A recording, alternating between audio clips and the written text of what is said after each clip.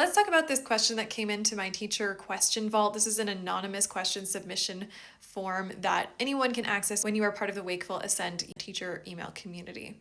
So in this case, how to encourage a 9-year-old student to feel confident in themselves and feel empowered to get themselves out of a rap if it goes slightly wrong. The student has the strength but quickly gives up and says, I can't, and asks for help even with the basics. I do love how this question is framed as how can we empower the student. There's a couple of different things that could be going on here, and I definitely don't have a definitive answer, but let's talk about some of the things that might be going on and how we might begin to address those to see if we can move this forward. So the curiosity I have is I'm wondering if the student is feeling genuinely overwhelmed and getting this sort of like nervous system like shut down when it's time to get themselves out of the rap, or if they're not actually feeling anxious or scared, and it's more that they've learned this as a strategy to get help when they either don't want to do something themselves or they may even just enjoy the attention. Now, I don't know, and I'm not going to make any claims about this student, but those would be approached in two different ways. So if we have a sense of which one it is, it's going to change the approach. If the student is having a situation where they are feeling frozen and shut down and actually having a nervous system shut down when it comes to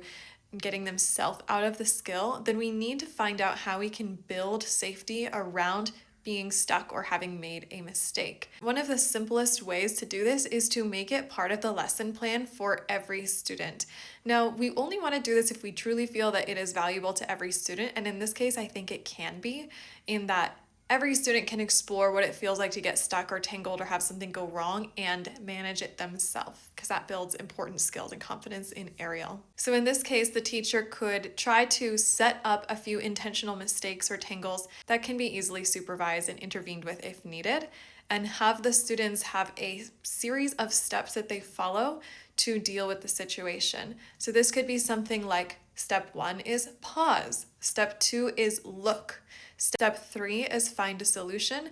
Step 4 is ask for help if you can't find a solution. This is a way of offering a protocol for when this happens, so the student feels like they know what action they are taking. This also might be the kind of situation where the student is actually still calm and grounded. They actually could get themselves out if they wanted to, but they just want the teacher to help them. They want attention, they want the teacher to come over, and they want support. The point is not to judge that, but it isn't functional in our Ariel classroom because the teacher needs to be available to everyone.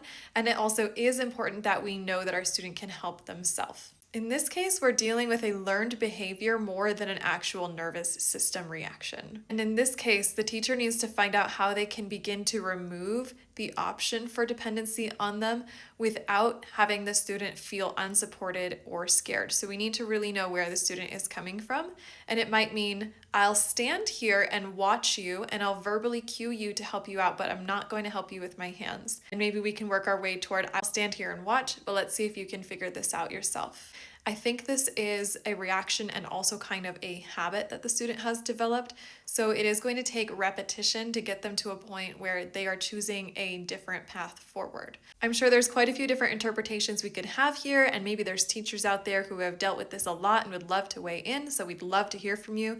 Leave a comment and catch you on the next episode of the Teacher Question Vault.